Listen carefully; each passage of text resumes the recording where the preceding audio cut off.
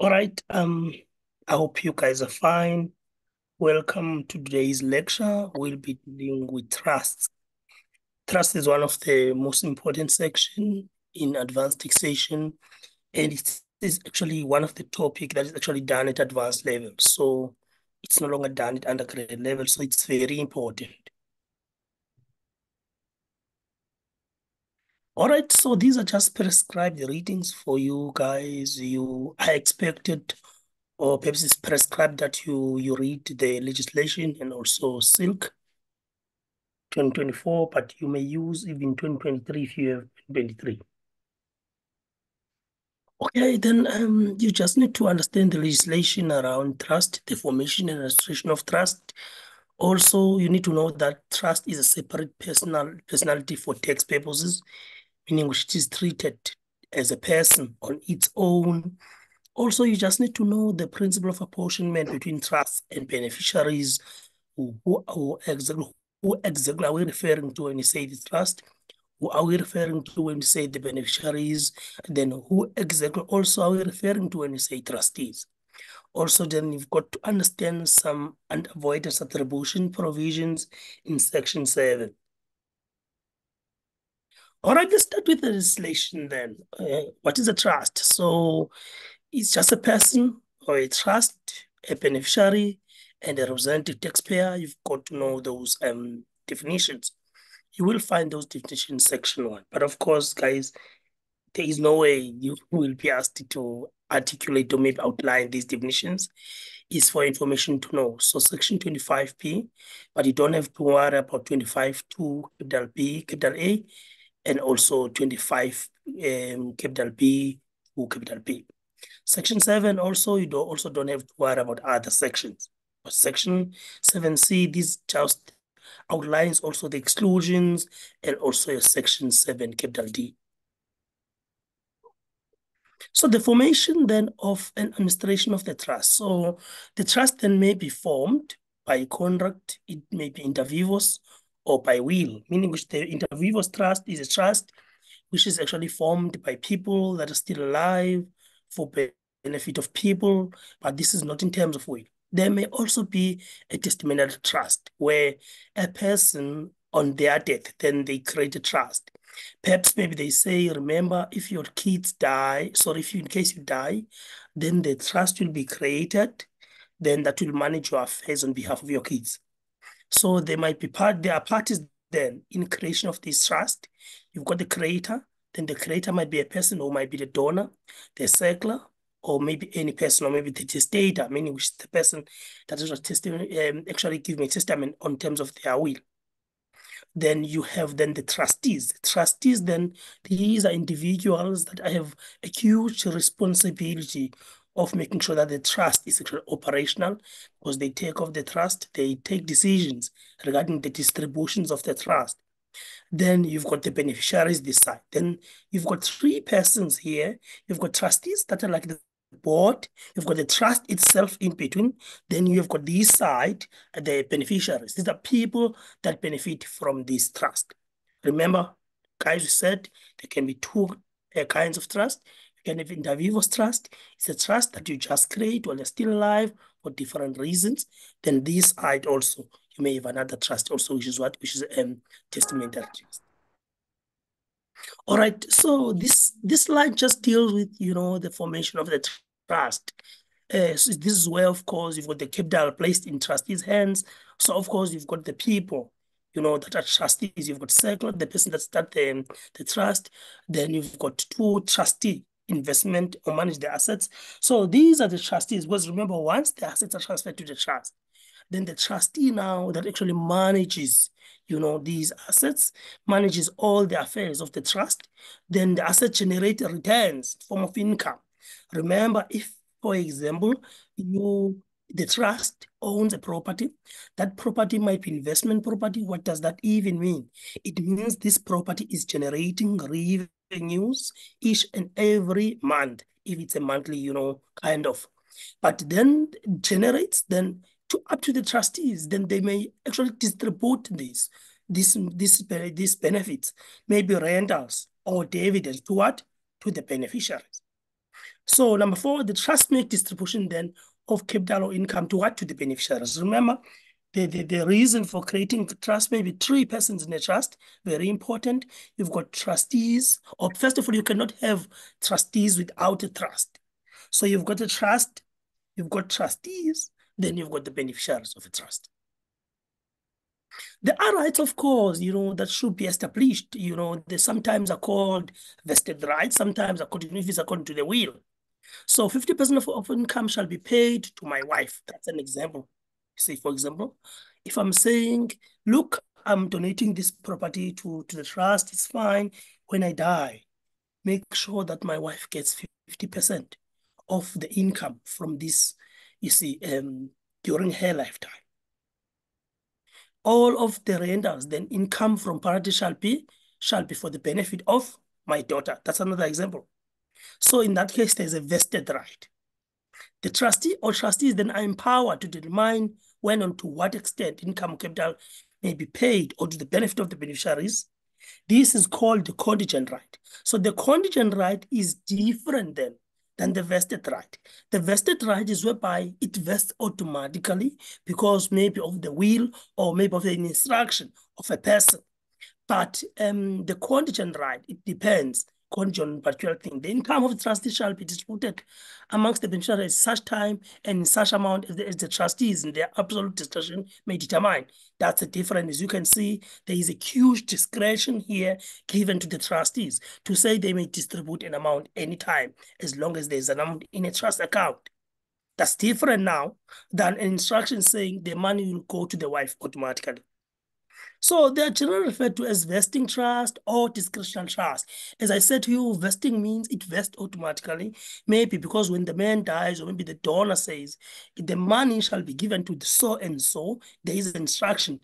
This does not take into account the discretion of what of the trustees. However, there can be discretionary trusts whereby the trustees themselves have a huge or maybe a full discretion of who gets what and who doesn't. Those are two kinds of trusts. So there are a lot of purposes, of course, for forming the trust. You see, some people, of course, they use to mitigate the state duty. You see, they are not necessarily a tax management mechanism sometimes, but you've got to think about it and, better ways to manage it. You see, you place asset beyond potential issue of creditors. Sometimes, creditors, they may time not touch it. I mean, they are with the trust. The trust owns them. Provide for disabled persons. Sometimes you want to provide, in such a way that there is no ignored, person. Then you just invest in a trust. Protect assets from prodigality of the heirs. When you die, all of a sudden now, all your brothers now, they are claiming your properties. They just can't wait to lay their hands on your properties. They didn't even care about you when you're still alive. Then you create a trust. However, notarian in the eye of you. Sometimes then, if you divert income now from the high taxpayer to the low taxpayers, you see that there have been circumstances of that nature. There have been at times where people have been seen to create trust for particular purposes. Then if that's the case, of course, there are, some avoidance, rules. The conduct of trade with limitation of liability, but without the Constitution of Companies Act, sometimes, people have been doing that. So at a common law, of course, you see, the trust does not have a legal personality, but the trustees actually are accountable. The trustees, remember, these are the people entrusted to make sure that they run the trust very well. Then they do according to the trust deed. So, but under the Income Tax Act, you see, the trust actually is a person. Then your section 1, of course, defines what a person is. And as you can see yourself, it includes and see any trust. A trust then means any trust fund consisting of cash or other assets which are administered and controlled by a person acting in fiduciary capacity. Remember, who are we referring to here exactly? We are referring to the trustees that are appointed actually up, you see, under a deed of trust. That would be the agreement then, which is actually, you see, administer everything. Beneficiary in this case, it's a person that benefits from this trust. You see, yes, as you can see, the trust therefore is separate, you see. distinctive as a taxpayer on its own right. So, like trusted guys, like in the company, of course, it has its own tax affairs. It may have a representative. I mean, the trust cannot submit tax return on its own, so a representative is expected to do that. So this may be a natural person, of course. Most importantly, this can be who is referred to as a tax practitioner, a person that has knowledge of tax. A lot of you people in the future are going to be tax practitioners, where when you are trusted with this huge responsibility of taking affairs of other people's tax. So as we said, the two, trust, there is a trust and sometimes a special trust, which is of course for the purpose of managing, for the person from forms of incapacity. I will tell you what does this mean, you see. So sometimes it may be created solely for the benefit of one or more persons, you see, with disability, you know. So sometimes such a trust shall be deemed then not to be special trust instead of years of assessment ending after the date in which all the such persons are deceased. Then once they are deceased, now it's no longer a special trust, where such trust is created for a benefit of more than one person, of which the benefit is created must be relative in relation to each other, if they are relative as well. But sometimes you should know guys, once a person die, of course, you saw that the benefit of beneficiaries then who are relative to the relation to the deceased person who are alive. I will give you an example here. For example, here in my case, even your case, if you are working, where you are working, you will know at some point you have to sign some forms in case you die. These guys, they pay, some money to your family, kind of a life cover, your pensions or something, yes. So these guys, then they always say to you, if you've got kids that will be less than 18 years by that time, a trustee will be created. When you unfortunate at your unfortunate time, you see, untimely death, whatever they call it, the trust will be created to manage the affairs of that amount until your kids, are old. Because remember, they will not be in a right, maybe old enough to manage their affairs. Okay, let's just talk about the trust and the special trust. Then you see, yes, the trust is taxed at flat rate of 45%. This is one of the highly taxed, because trust are highly taxed. Why is this the case, guys? Can you talk to me? The reason trusts are very taxed, guys, one of the reasons is that people were using trusts, to avoid tax. So trust then are taxed higher. Special trust are taxed at a rate applicable to individuals, progressive. So meaning which the rules are more relaxed than, to special trust. So we've got this diagram here, guys. So as you can see, let's just read what happens here. Let's say we've got trust, asset in a trust that produces income. Yes, these assets, how they may have gone through, maybe come through the trust. They may have been sold to the trust. They may be bequeathed or donated to the trust. But of course, there will be CGT, in that case, if they are disposed. If they are donated, there will be CGT also, which CGT capital gains tax relating to those, yes, deemed disposal or maybe sale. Then there might be dividends then. There might be interest then. There might be rental income then. There might be trading income then coming to the trust. Remember, a trust can own any company. Sorry. A trust actually can also even own a company. The company will be operational, but will be owned by a trust. So the income then, it can also be taxed in hands of the trust or the beneficiaries, or even the circle, meaning sure maybe the person that actually, is trying or seemed or maybe perceived to be using trust to manage tax affairs. More especially if they are just diverting the income, maybe actually avoiding the high brackets, dividing all the income to low brackets people. Then trustees then may distribute some of all income to the beneficiaries. Trustees, these are people that are managing the trust. They have a fiduciary duty to make sure that everything is done well. Remember also these people, when they actually, they will they will be appointed by the master of high court, then to know they've got this huge responsibility of managing the trust. As I said before, then these guys, their distribution may be subject to two things. It may be discretionary in nature, meaning which they have got a discretion to distribute whatever to anyone as they deem fit, or it might be vesting. The vesting means they don't have control of it. Maybe it vests according to the will, maybe it vests according to the instruction of a donor, that it goes straight to beneficiary. This one, that one.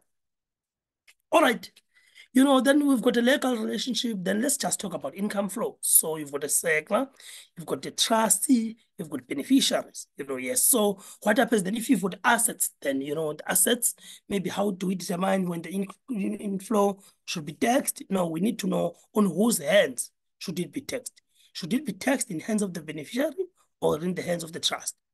As long the money is remaining within the trust, it will be taxed in hands of the trust. But the trustees may decide what happens. It may go to beneficiaries, maybe, and they need to be taxed in hands of what? Of the beneficiary. So the principle then in this case, then you've got to identify accrual of amount, income or capital, exemption also, or expenditure, even the deductions. Then you've got to pay tax then annually, and then you've got also to treat income, which is established, of course, and would be dealt with in a year of assessment, but the liability, of course, may fall on a trust or a beneficiary, as I said, people, or a circle, or maybe the person that actually started the trust. It just depends on the rules, what's going on in a trust. Okay, section 25, capital B. So the liability then is determined by reference to whether the beneficiary has or acquire a vested right to the income. This is very important, people. Do they have a vested right? If they have a vested right, they'll be taxed. If there is a discretionary right, it will only be taxed in their capacity once it's distributed to them. You see? But if they've got what? A vested right, straight to them. Then in a case where there is a discretion right, read sentence number 3, once a trustee exercises discretion to award the beneficiary, then the beneficiary is deemed to have acquired a vested right, meaning which in that case, then it will be taxed in their hands. Even in terms of the expenditures there, they are deemed, most especially if they have got an amount which vests to them, even the expenditure relating to that, they are deemed to be expenditure of what? Of such beneficiary. But at the end of the year, of course, an amount that is at the end of the day left within the trust, it will be an income, assessed as income of a trust, and may be taxed within a trust at a rate of 45%. Section 25B4, then these are deductions should be limited to include in income by the beneficiaries, so will be limited, of course. And the section 25B5, B6, this gives the excess deemed to be deduction in hands of the trust. So if there's an excess, it should come back to the trust. But if there's insufficient income in a trust, this is not subject to tax, then excess available deduction for a beneficiary in subsequent year of assessment. Remember, there might be a lot of deductions. It may actually go on to the next year of assessment. It's okay. Section 25B7, then, and there should be no carry forward if a deduction the beneficiary was not subject to tax on that amount. Only if they are subject to tax, there is a carry forward. But if that's not the case, there is no beneficiary. There's no beneficiary to that. So what do we say when we talk about the vesting trust? Then the identity of the beneficiary and extent of the right are fixed. So in this case, the identity is fixed, it's vesting right. It vests to the person as is. There is dividend received by the trust, it vests to so and so, it vests to A, it vests to B. It's a vesting right, it's fixed. But in a case of discretionary, this right is contingent, remember. It only becomes enforceable once the trustees exercise their discretion in favor of beneficiary. If now there is a will that says, when I die, I've created a trust and I'm saying, there is a property that I own, and this property that I own has rental income. Okay? When I die, this property should be donated to the trust. Then the income, rental incomes from this trust should go to my daughter, to my son, and to my daughter. That's a vesting right. It vests to them immediately. However, if I say, when I die, this property will be in hands of the trust, the trustees may exercise any discretion as they deem fit who should get the money. It means then in that case, it will only be enforceable once there is exercise, once the trustees exercise that discretion. So then sometimes then there is a contingent right which vests upon also what the discretion, you see, of the beneficiaries, sort of the trustees. So what happens then to the incoming trustees when the discretion is exercised? Then our amount will be awarded to what? To the beneficiary. This is a discretionary one, meaning which until such time, trustees take a decision that so-and-so is getting this, so-and-so is getting this. Now we need to know, is it an award of current income? Now we need to know, or is it an award of income capitalized in earlier year of assessment? Has it been taxed in trustees already so that it cannot be taxed twice, or should it be taxed? Remember, we need to determine that. So in terms of the common law also, Section 25B actually codifies the common law as developed by courts. So you've got the case of Armstrong. They held that the trust is no more than a conduit and that the trustees have no personal interest in the income, which is that of the beneficiary in whom it vests. Should the amount vest to a particular person, the trustees have no personal interest.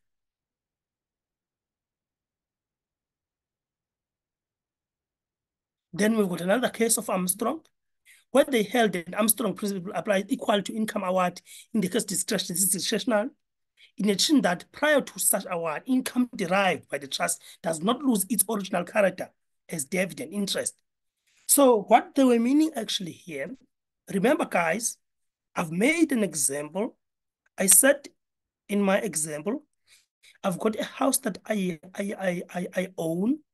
Immediately when I die, if it's a testamentary trust, that's different now. If it's inter vivo trust, it means I'm still alive. If it's testamentary trust, say it's a testamentary trust for the purpose of example. So it means this money, I'm saying then when I die, this property will go to the trust. Then the rent income should go to my son. There is a vesting right there. It's not a discretionary right. Now they are saying here, remember, because this amount vests to the beneficiary, it will actually keep its own identity. It keeps the identity. It's a conduit by principle. What does it mean? If it comes to the trust as income, for example, if this rent property comes as rent income, if it goes straight to the beneficiary, it will still go back to the beneficiary straight as what? As rent income. If there is a dividend, if this trust has invested money in shares and there is a dividend given to the trust, but this dividend has a vested right, it goes straight to what? Maybe to my son. It will still keep its identity. So it comes to the trust as dividend. It goes out of the trust as what? As dividend. It keeps the identity. Very, very important principle, guys. So this is a conduit by principle. So they are saying then the beneficiary then will benefit to the exemptions. I will tell you one example. If, or for example, it's an interest income. Say, for example, the trust has money at the bank, say 500,000. So this 500,000, the trust takes this money and invests it in a bank. Then they get money each and every year, say 30,000. Then it's deposited to my son, who is less than 65 years. So it means my son will get this money, 30,000 each year, but he will also enjoy what? The exemption in that case of 23,800, because it's what? It's interest income. If it's dividend also, because of the conduit pipe, because it keeps the identity, it will come to the trust as dividend. It goes to my son also as what? As dividend. He will also enjoy Section 10. K, which is what? A dividend exemption, because it keeps what? Its identity.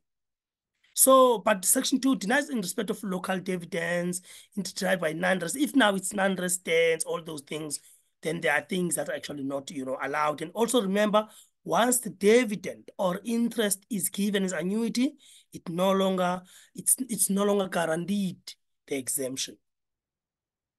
So other amounts also tenantry cannot be subject to exemption twice. For example, you cannot have now exemption twice. It applies once. Still with capital income. So what if there is income that has been capitalized in tax and trust is not subject to tax gain, subject to two exceptions? There are two exceptions. If it's paid as an annuity, it will not be subject to capital gain. If it is a distribution to a resident by non-residents also, trust of amounts not previously taxed in South Africa, it will not be subject to capital gain, but in under any circumstances, it will be subject to capital gains. Let's have an example.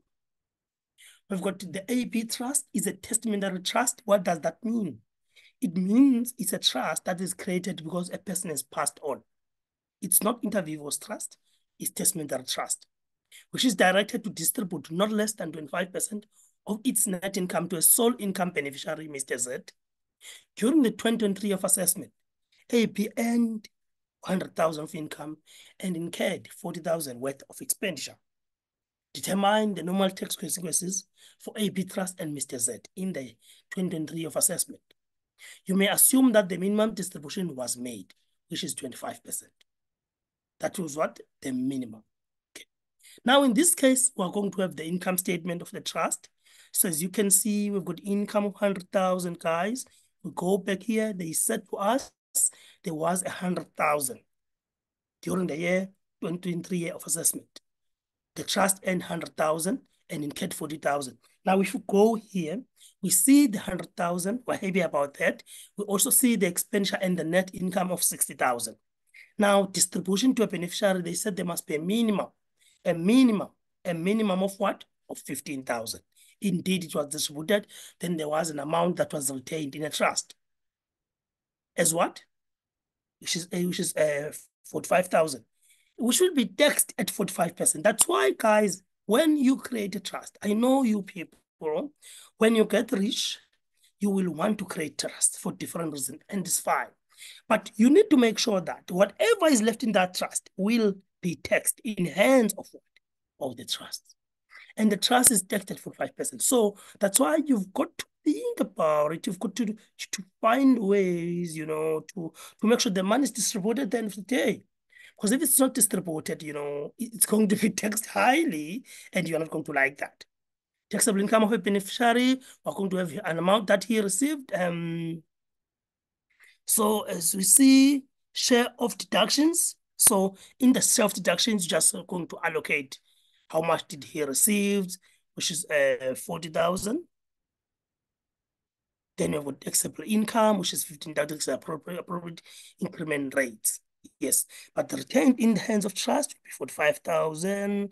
Now amounts received, 21B. See, where does this come from? All right, guys, all right. This amount received is actually, as you can see, they are taking your 100,000 multiplied by 25% because the person is getting 25%. Then if now you've got a share of deductions, because remember, they also say 25B3, they say a person that shares an amount will also share what a deduction. So because there was an income, there is also a deduction which should be distributed to him. As you can see, then in total now, there's 15,000 taxed in his hands. Another example, guys, of Samuel, a person who is a resident of the Republic, is a 19 years old and a beneficiary of a testamental trust. As you can see, testamental meaning was a person is dead. It was a trust that was created on death. In terms of the trust deed, Samuel must receive an annuity of 30,000 payable out of the receipts and accruals of the trust. The trustees may make further discretion. Remember now, there is a minimum amount, then there's a discretion. There are two rights in this. The trustees may make further discretionary distribution. Samuel does not have a vested right to amounts retained in the trust. So if there's an amount retained in the trust, it doesn't concern him. He has no vested right, meaning which it will text in the hands of the trust, not in his hands. The following income accrued to the trust during the F assessment. We've got local dividends, we've got foreign dividends. Say yes, assume section 2 P applies local interest, foreign interest, then a total of 100,000. Determine Samuel's extra income. He derived no other income in the F assessment. One thing we need to note in this question, he receives this amount as annuities. If he gets this amount as annuity, he might not actually, be entitled to some exemptions. Let's see. Someone's annuity, 30,000, consisting of what?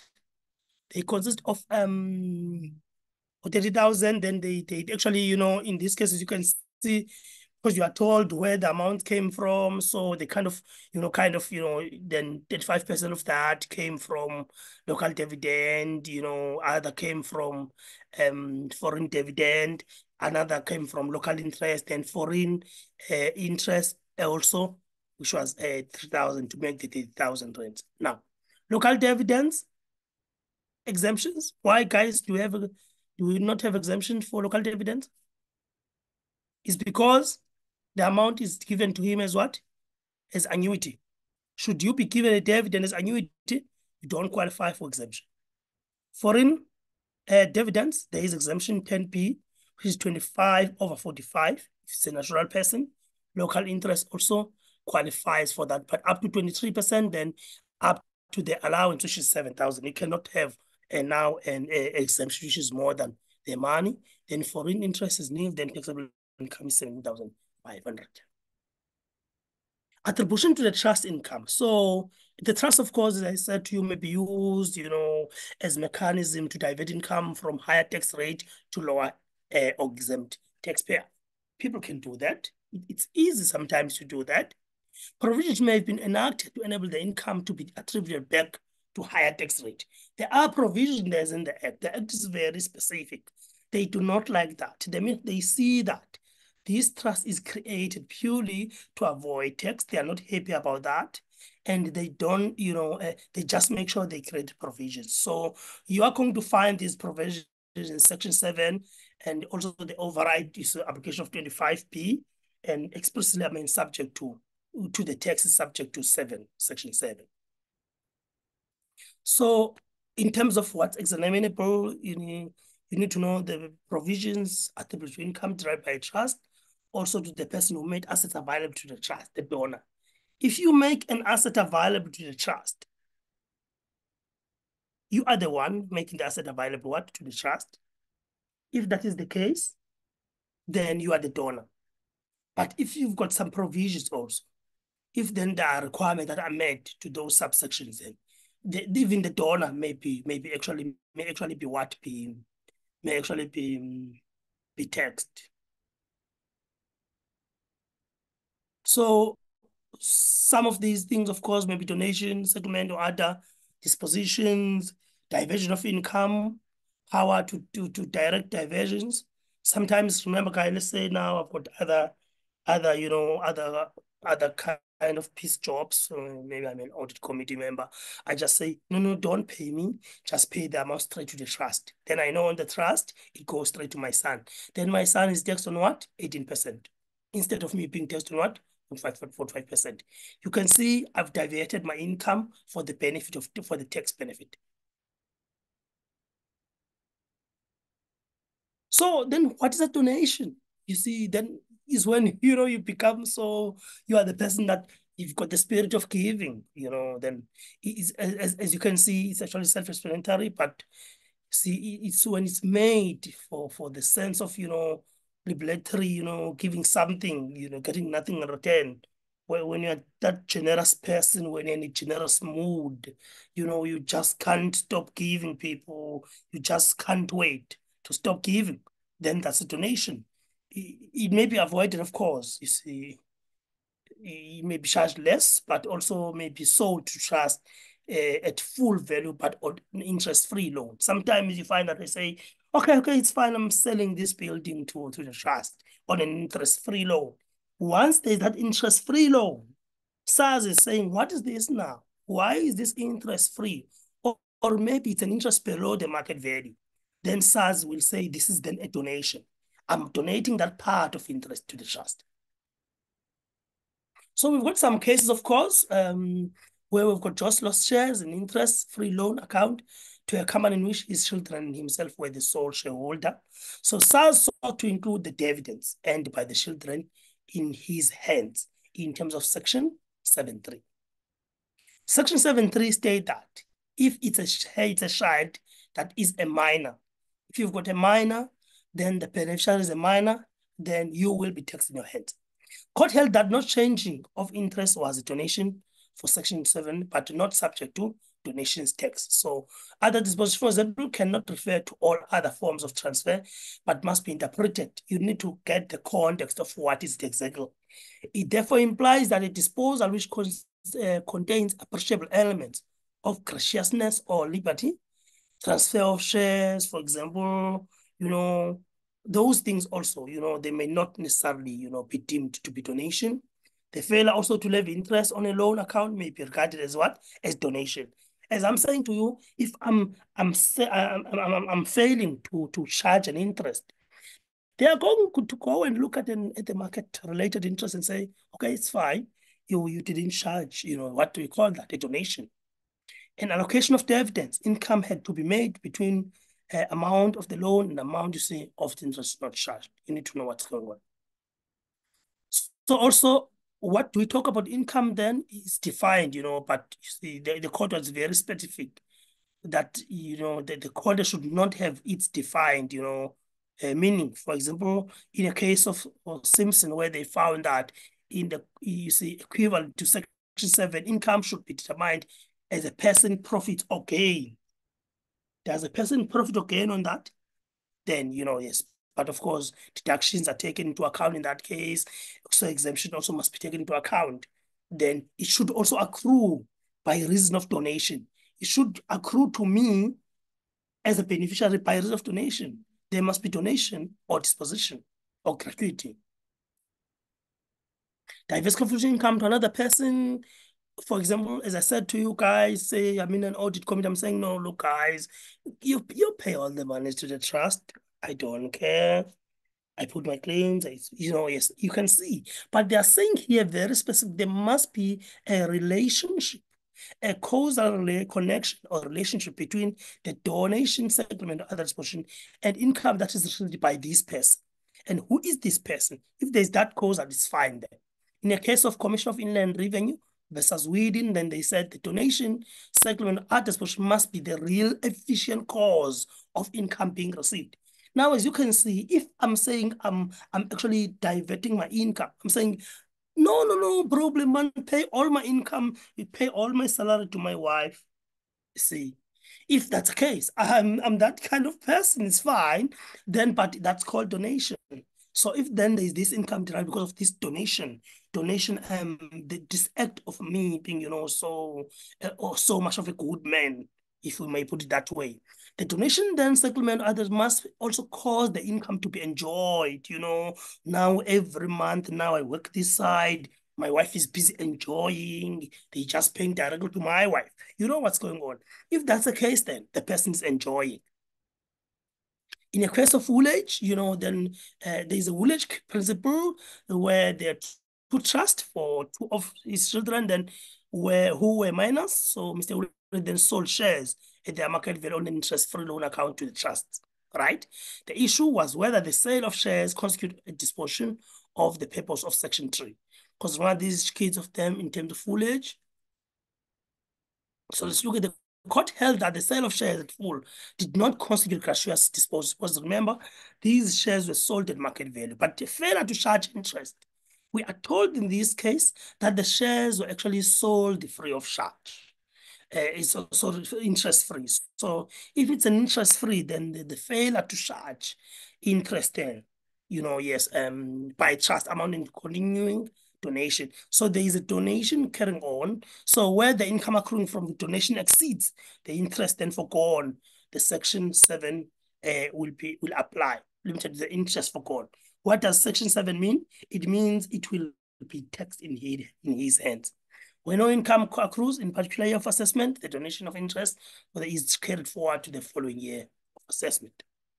Logic, then in this case, what happens? The sale of shares at full did not constitute a gratuitous disposition. However, the trust benefited because it did not charge interest. There was an interest-free loan in this case. The trust sold the shares, sold the profit to children. If interest has been charged, the less would have been gone to children because Mr. Woolage then would have accrued the interest. So that was the case. Power to divert income also. Does this position result in income that would otherwise flow to the donor? Sometimes it may. Sometimes the spouse, if you are doing something to a spouse, it comes back to you. It's charging your hand. Where the vesting of income is subject to also to discretionary power. There is a discretion. Sometimes on section I say you may only get the money once you graduate your first degree. As you can see there is a discretion. So it means it gets taxed. The donor retains the power to revoke nomination of income or to nominate another income also, then the donor will be taxed in this case. As I said, I'm saying to my son, it's fine. I see you are not a boy that is serious at school. You are not going to get this car until you graduate. This means I've got the power to revoke that. If he doesn't graduate, he'll never get it. Then it gets taxed in my hands. 7.3, donation to a trust, benefit of a minor child. And the minor child is the person who hasn't attained age of 18. If the child enters 18 due to the year of assessment, will only be taxed on the income to other prior vest. You see, to that year. Say, for example, the person 6 months after. So the section applies even if the income was to be used for the minor's maintenance, even if that's the case. But of course, if current parent doesn't happen. So section 7.5, donation subject to stipulation, that income, these are, as you can see, guys, these now are under voided rules where donation subject to stipulations that income shall not accrue until the happening of future event. I've just given you an example here, people to say, you see, you're not a boy, it's not happening. You are not getting this income until you graduate. You see, then, until the happening of that event, they cannot receive income until the happening of that event.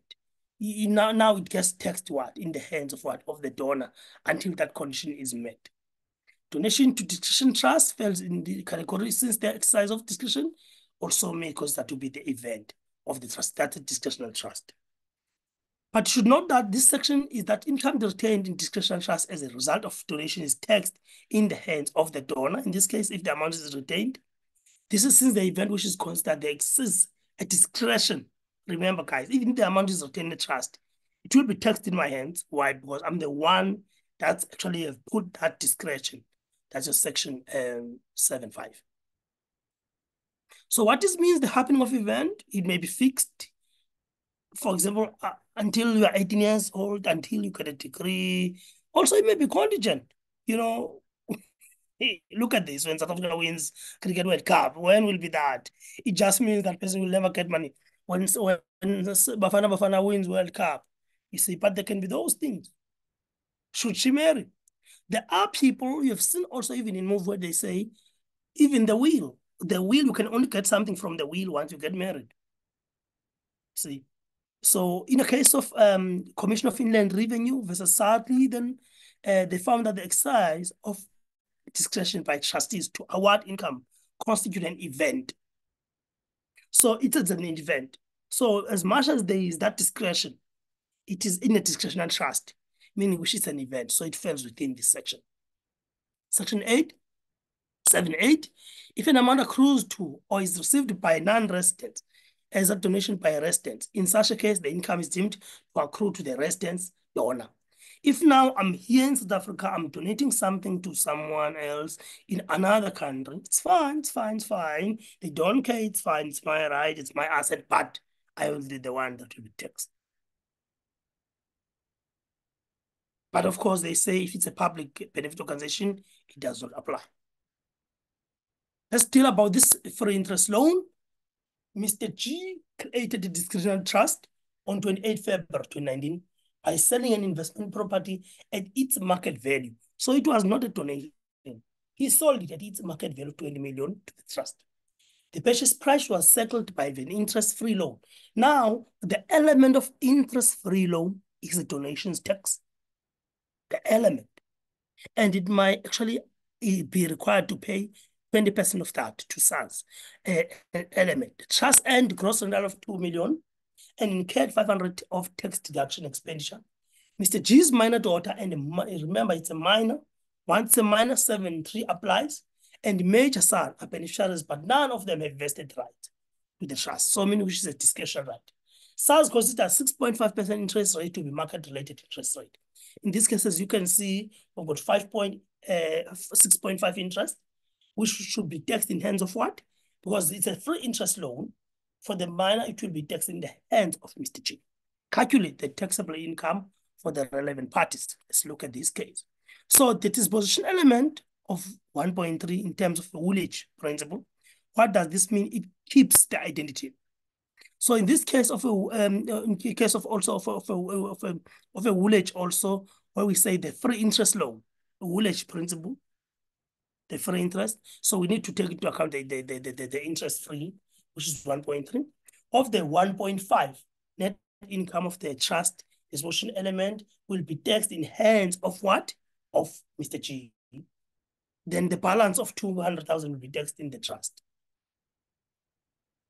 Section 7, capital C, it applies to loans made by a natural person or even at an instance of that person company in relation to which the person is connected to. If now I make a loan as a person, or maybe I instruct a company to make a loan, well, of course I'm connected to that company, where the loan is made to a trust to which that person or company or other person who is connected also to that natural person is connected, or to a company if at least 20% of the equity shares are held by 20% of voting rights are exercised by the trust.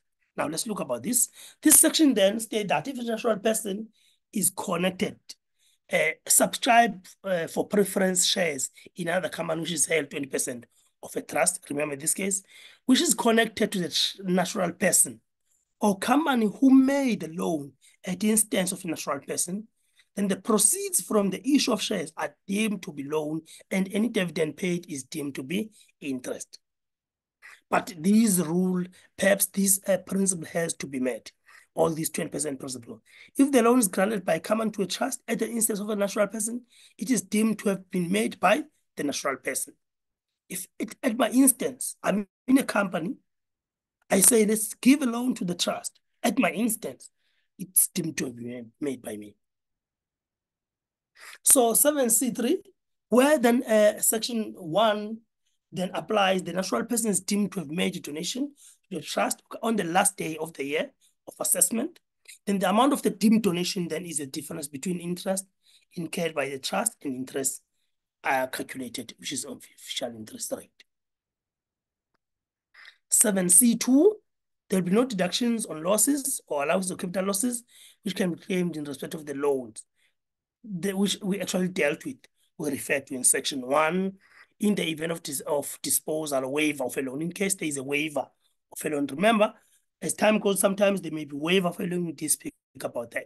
Section C4, where loan granted by a company at an instance of more than one person, each of those persons then must be treated as having donated a portion. No, it will actually be given different portions to those people, equal portions. So this section is excluded. You don't need to, but you need to know, section 5D and all that. But section will not apply sometimes to loan used to fund the acquisition of primary residence. Sometimes it just will not apply. Let's deal with section 7C and its scope. So in all the scopes then below assumes an interest-free loan or loan lower than an official interest rate. This is an instance where you've got a natural person, you've got a connected trust, where a company at an instance of a connected person then held, where a company held at least, the trust now held at least by, the 20% of this company is held by at least a trust, you see, of which I'm connected. Sometimes a natural person, but the company held at least 20% by trust connected to the natural person. In that case, sometimes a company, and instead of a connected natural person, it's a connected trust. We've got an example of Mr. A here.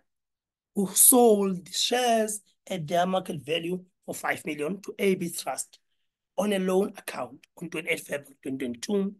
The loan bears interest at 3% per annum. You may assume that the official interest rate is 9%. You can see now it's a low interest. It's not interest-free loan, but it's a lower than market rate of the entire 2023 assessment. Mr. A has not used any portion of his annual 100,000 exemption. What does this mean? When you talk about donations tax, you will know that as a natural person, you've got 100,000 exemption.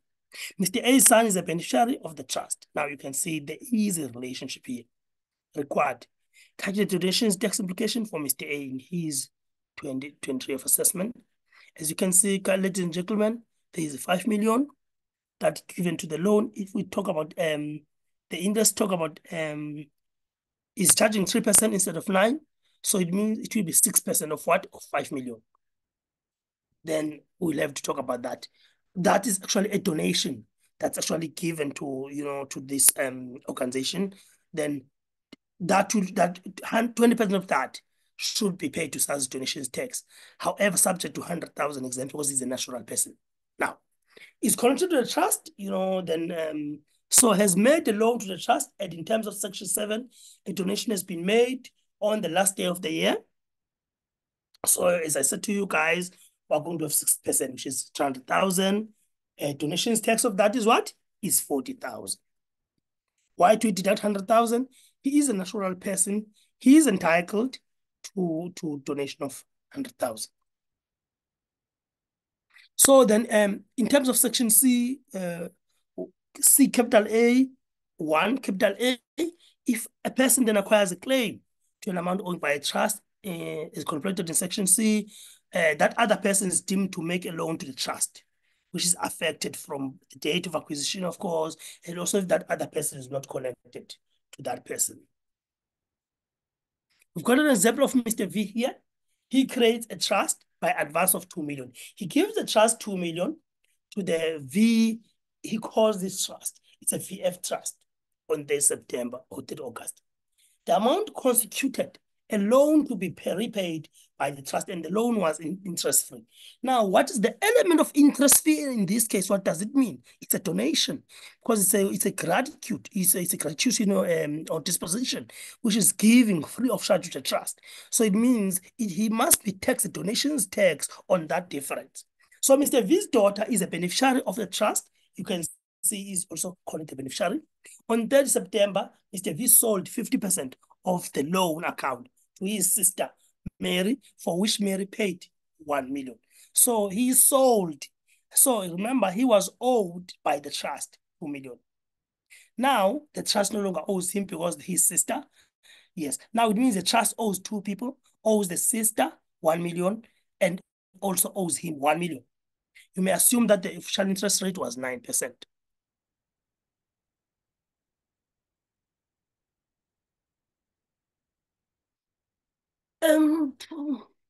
I think this may depend about the section. I see, may the trust have, I see a question. May the trust have a Section 18 certificate? It depends, because remember, if the trust is instructed or the trust is donating, then to the PPO and the gets a certificate, I think the trust may have. But of course, we'll have to know if it was a vested right. It may be assumed the donation to have been made by those individuals which the right vests to. If it's a discretionary right, it may be assumed then it is a discretion of one of the trustees. Okay. So required to calculate the donations tax for the Mr. V and Mary. In this case, guys, as you can see, Mr. V in this case had an interest-free loan to the trust, all 9%. So you will have to pay that. So here we are, we've got 9%. Then we should actually, be paid. So why are they saying half of that? 1/12, I think it's because of the 1 month. 1 month there. Then I've got another 1 million also for 5/12. It should be that 5/12, I think it's a month, yes. 52,000. Mary's team to make a donation on the year of assessment as she's connected to 100,000, which actually is also because remember also in this case, guys, we talk of another donation. When he is selling, when Mr. V actually is selling this 1 million, remember, this is 1 million which is interest free. There is that portion of interest, that's actually also donated to this person. That's why we say 1 million times 9%. We need to account for that also, because even this new person now that has the loan, there's an interest free in that regard. It means now even the new loan holder is actually donating a portion of interest, which is free to the trust. Let's talk about also this section, where a loan to a trust by a company at an instance of more than one person. Now, there are people that are connected.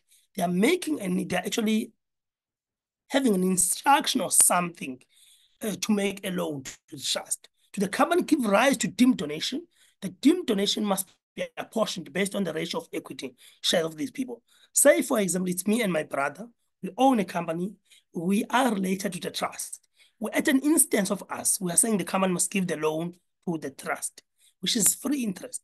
So they're saying in that case, it must be apportioned between me and my brother. For example, if my brother owns 40%, I own 60%, it will be apportioned, then it will be taxed back in our hand at 40%. Because remember, each is made by the company at our own instance, and we own the company and we are connected to the what? To the trust.